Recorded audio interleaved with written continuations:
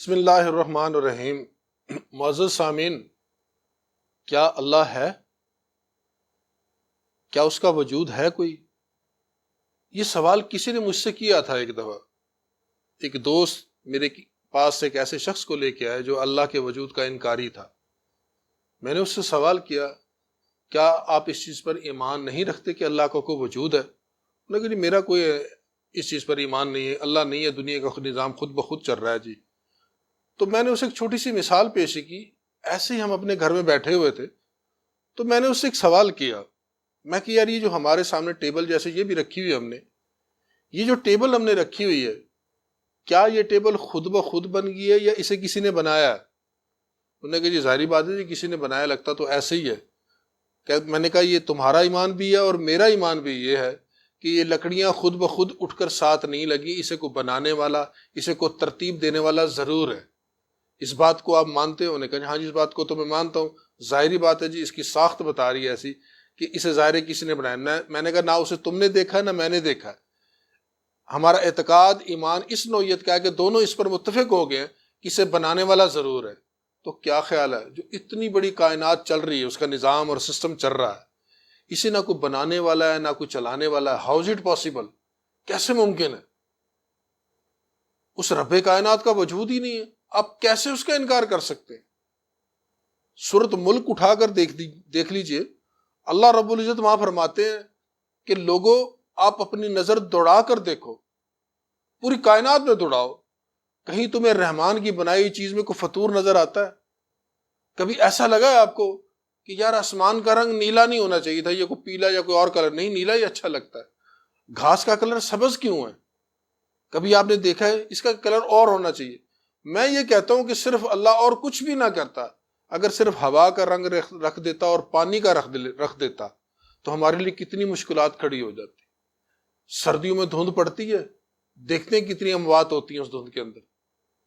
پانی جس کی اس کی کلیئرنس دیکھیں آپ، اگر اس میں تھوڑا سا بھی کلر ہوتا تو آپ کو تو پتہ نہیں چلنا تھا یہ مضر صحت ہے، یہ آپ کے لیے صحت کے لیے اچھا ہے۔ تو رب کائنات نے جتنی بھی چیزیں بنائی ہیں، جیسے نیوٹن نے کہا تھا نا کہ میرے انگوٹھے کا ہونا میرے رب کے ہونے کے وجود کو ظاہر کرتا ہے، وہ اللہ ایسا ہے۔ حقیقت یہی ہے کہ ہم اسے مثالوں سے نہیں سمجھا سکتے، کیونکہ اللہ رب العزت خود قرآن میں فرماتے ہیں کہ لیسا کمثلہ شیء، لوگوں میری مثال نہ دیا کرو میں کیسا ہوں۔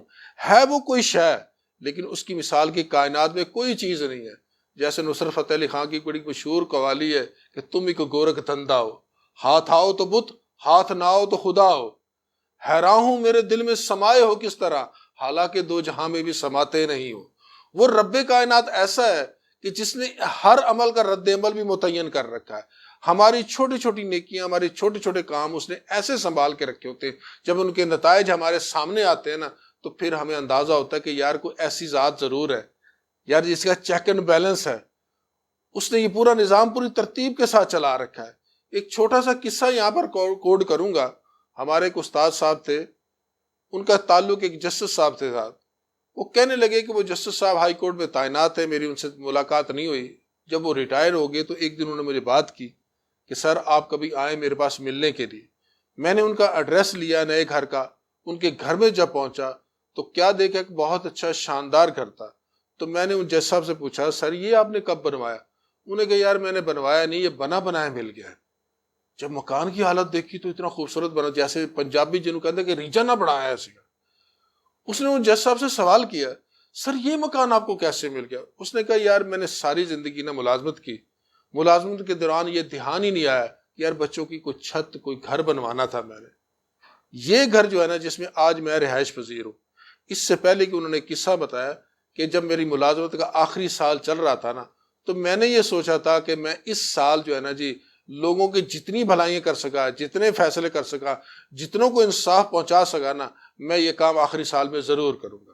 اس نے کہا جی میں نے رات کو 10 بجے تک بیٹھ کر بھی نہ اپنی عدالت کا کام کیا، میرا سٹاف مجھ سے تنگ تھا، لیکن میں نے یہ تہیہ کر رکھا تھا کہ میں خدمت انسانیت کے لیے یہ سال وقف کر دوں گا۔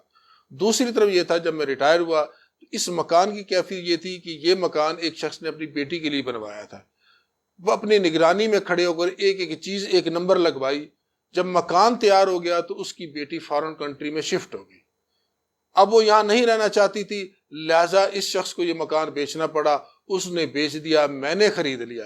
بظاہر تو کہانی یہ تھی، لیکن پس منظر میں ایک اور طاقت تھی جو اس نظام کو چلا رہی تھی۔ اس نے ایسا کیا، جب وہ جج صاحب خدمت انسانیت کر رہے تھے تو انہوں نے ایک بندے کو اٹھایا، اسے ڈپیوٹ کیا کہ میرے بندے کے لیے ایک مکان بناؤ۔